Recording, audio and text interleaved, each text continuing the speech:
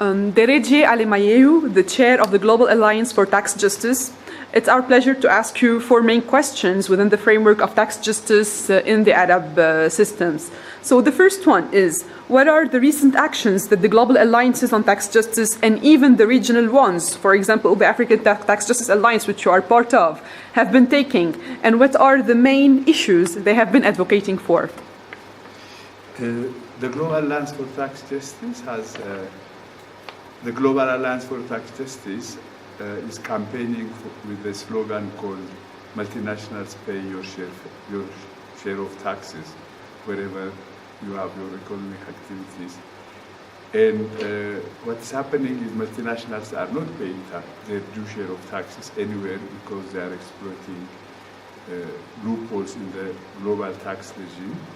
So our campaign is to reform the international tax regime so that because it is outdated, it is not making multinationals pay their share.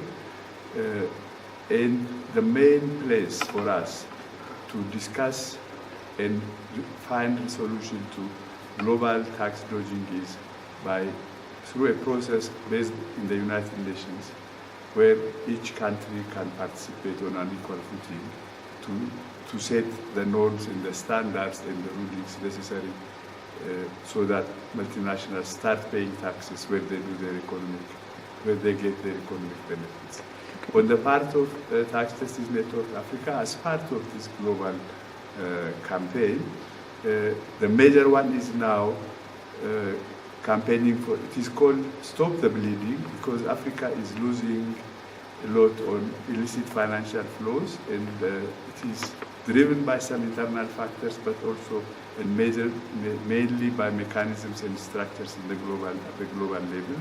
So we are campaigning to stop illicit financial flows from Africa. Okay, perfect. And is promoting global tax part of this advocacy campaign? And why or why not? It is actually the major campaign, because we are a global network, and we think some of the tax problems can only be solved at the global level, because individual countries are not in a position in a globalized world to protect their taxing rights. Mm-hmm.